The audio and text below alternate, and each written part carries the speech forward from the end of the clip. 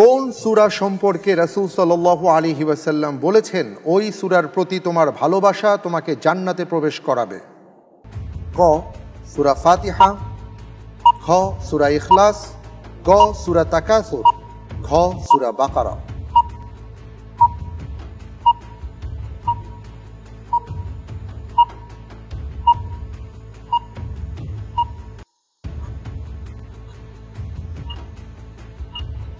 আলহামদুলিল্লাহ, তাওয়াক্কালতু আলাল্লাহ।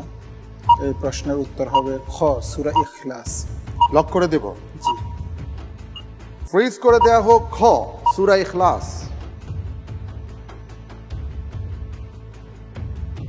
আপনি যে উত্তরটি দিয়েছেন খ সূরা ইখলাস, আমি দেখতে পাচ্ছি আপনার উত্তরটি সঠিক হয়েছে। আলহামদুলিল্লাহ।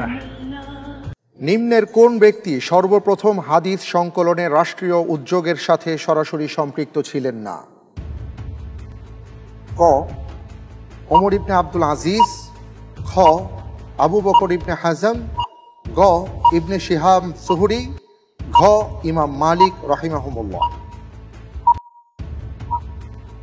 হাদিস সংকলনে রাষ্ট্রীয় যে উদ্যোগ নিয়ে নেওয়া হয়েছিল তার সাথে সরাসরি সম্পৃক্ত ছিলেন না।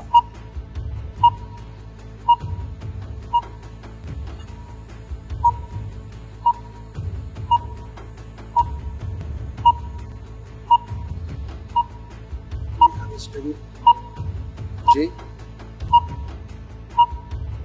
আমি আল্লাহ তাআলার উপর ভরসা করে বলছি, উত্তর হবে ঘ ইমাম মালিক রহমাতুল্লাহ।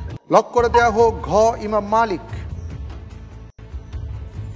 আপনি যে উত্তরটি দিয়েছেন যে এখানে চারজন মহান ব্যক্তি আছেন, এর মধ্যে একজন ব্যক্তি সরাসরি রাষ্ট্রীয় যে উদ্যোগ নেওয়া হয়েছিল হাদিস সংকলনে তার সাথে সম্পৃক্ত ছিলেন না, তিনি হলেন ইমাম মালিক। আপনি বলছেন, আমি দেখতে পাচ্ছি আপনার উত্তরটি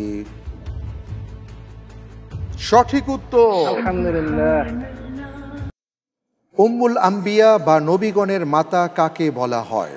ক ইব্রাহিম আলাইহিস সালামের স্ত্রী সারাকে, খ ইব্রাহিম আলাইহিস সালামের স্ত্রী হাজারাকে, গ আদম আলাইহিস সালাতু ওয়াস সালামের স্ত্রী হাওয়া আলাইহিস সালাতু ওয়াস সালামকে, ঘ মুহাম্মদ সাল্লাল্লাহু আলাইহি সাল্লামের স্ত্রীগণকে।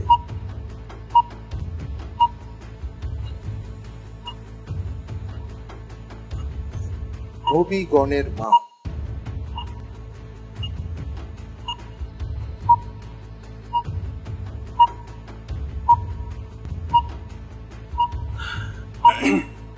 আলহামদুলিল্লাহ, এই প্রশ্নের উত্তর হবে ক ইব্রাহিম আলাইহিস সালামের স্ত্রী সারাকে। লক করে দেয়া হোক ক ইব্রাহিম আলাইহিস সালাতু ওয়াস সালামের স্ত্রী সারাকে।